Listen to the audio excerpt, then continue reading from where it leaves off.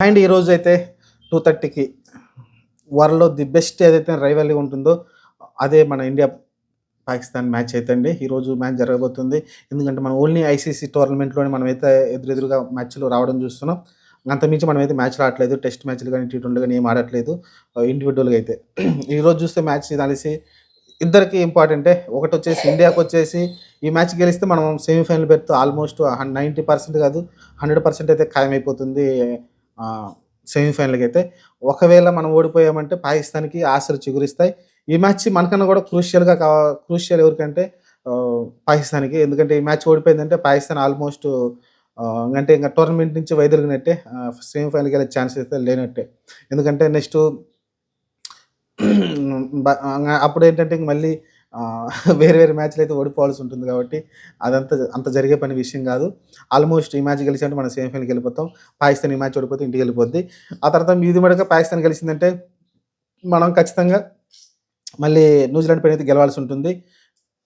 అది చాలా టఫ్ అయిపోతుంది. అది కూడా మళ్ళీ మంచి రన్ రేట్‌తో గెలవాల్సి ఉంటుంది. ఎందుకంటే పాకిస్తాన్ బంగ్లాదేశ్‌తో ఆడుతుంది కాబట్టి అక్కడ నెట్ రన్ రేటు ఈ ఈక్వేషన్‌లోకొస్తుంది.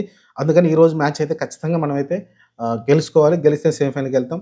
మనకన్నా కూడా ఎక్కువ ఇంపార్టెన్స్ పాకిస్తాన్‌కైతే ఉంది. ఈ మ్యాచ్ ఎందుకంటే వాళ్ళే ఈ టోర్నమెంట్‌ని అయితే హోస్ట్ చేస్తా ఉన్నారు కాబట్టి హోస్టు మరి టీము బయటికెళ్ళిపోయిందంటే మ్యాచ్ అంతా చప్పగా అయిపోతుంది. ఎందుకంటే ఆడే మ్యాచ్‌లన్నీ కూడా అంటే మన పాకిస్తాన్‌లోనే స్టేడియంలో జరుగుతున్నాయి కాబట్టి ఒక ఇండియా మినహాయిస్తే మిగతా అన్ని మ్యాచ్‌లు కూడా పాకిస్తాన్‌లో జరుగుతున్నాయి కాబట్టి ఆ క్రౌడ్ పుల్లింగ్ గాని మిగతా అనేటివి చాలా ఇబ్బంది అయిపోతుంది.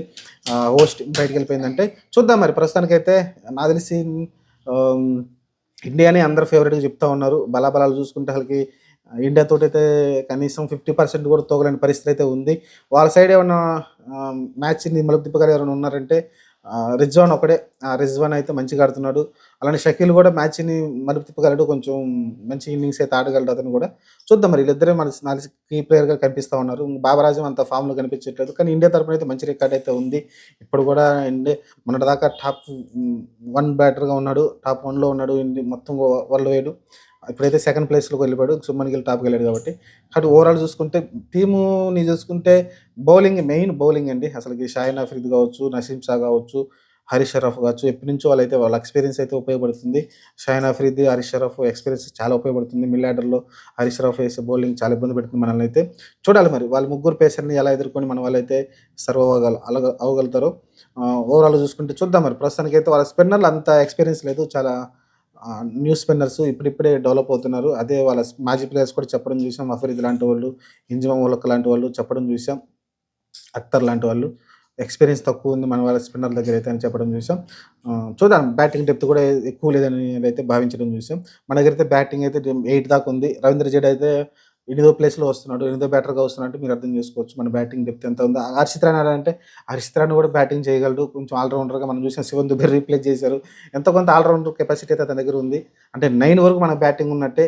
ఆ లాస్ట్‌లో షమి, కుల్దీప్‌ని మినహాయిస్తే మిగతా వాళ్ళందరూ కూడా బ్యాటింగ్ చేయగలరు కాబట్టి చాలా డెప్త్ అయితే ఉంది బ్యాటింగ్ డెప్త్. అందుకే మనల్నైతే టైటిల్ ఆహ్, ఫేవరెట్‌గా అయితే మనమైతే దిగుతున్నాం. చూద్దాం మరి ప్రస్తుతానికైతే ఈరోజు మ్యాచ్ చాలా దేశవ్యాప్తంగా చాలా ఎదురు చూస్తా ఉన్నారు ఈ మ్యాచ్ కోసమైతే. చూద్దాం 2:30కి అయితే మ్యాచ్ స్టార్ట్ అవుతుంది. 2కే మ్యాచ్ స్టార్ట్ అంటే టాస్ ఏస్తారు అదే కీలకం. ఎందుకంటే టాసే కీలకం. ఎవరైతే టాస్ గెలుస్తారో వాళ్ళైతే ఫస్ట్ బ్యాటింగ్ తీసుకుంటారు. ఎందుకంటే అక్కడ దుబాయ్‌లో అన్ని మ్యాచ్‌లు కూడా సెకండ్ ఇన్నింగ్స్ అంటే సెకండ్ బ్యాటింగ్ చేసినోళ్ళు గెలిచారు. కానీ సెకండ్ ఇన్నింగ్స్‌లో స్లో అయిపోతుంది. ఎంత స్లో అవుతుందంటే బ్యాటింగ్‌కి సెకండ్ ఇన్నింగ్స్ వాళ్ళే గెలిచినప్పటికీ బ్యాటింగ్ అయితే చాలా స్లో అయిపోతుంది. ఓవరాల్‌గా చూసుకుంటే చూడాలి మరి రేపు ఏం తీసుకుంటారో మరి. బ్యాటింగ్ తీసుకుంటారా? బౌలింగ్ తీసుకుంటారా? అనేది చూడాలి. ఆహ్, ఏమన్నా ఛాలెంజ్ తీసుకొని ఎందుకంటే మాక్సిమం ఫస్ట్ బ్యాటింగ్ చేసి ఎక్కువ రన్స్ చేయాలని చూస్తారు. ఎందుకంటే సెకండ్ ఇన్నింగ్స్‌లో మనం చూసాం బంగ్లాదేశ్ మ్యాచ్ అప్పుడు ఎంత స్లో అయిపోయింది వికెటు. స్పిన్నర్‌లు ఎంత ఇబ్బంది పెట్టారు మనల్నైతే. ఆల్మోస్ట్ మనం చాలా ఇబ్బందులైతే ఫేస్ చేసాం. కానీ గిల్ ఒక మంచి ఇన్నింగ్స్ ఆడటంతోటైతే మ్యాచ్‌ని అయితే కాపాడుకోగలిగాం మనమైతే. చూద్దాం మరి ఏం జరిగిద్దో. టాస్ చాలా కీలకంగా పోతుంది. పిచ్ అయితే స్లో డౌన్ అవుతుంది. డ్యూ అయితే లేదంటున్నారు. పిచ్ అయితే స్లో డౌన్ అవుతుంది. బౌండరీస్ కూడా 6లు అంత ఈజీగా రావట్లేదు. చాలా పెద్ద బౌండరీలు. గ్రౌండ్‌కి ఎక్కువ ఆడాల్సి ఉంటుంది. ఇలాంటి పిచ్‌ల పైన కోహ్లీ మంచిగా ఆడతాడు. చూద్దాం కోహ్లీ ఈ మ్యాచ్‌లో ఏమైనా ఫామ్‌లోకి వస్తాడేమో.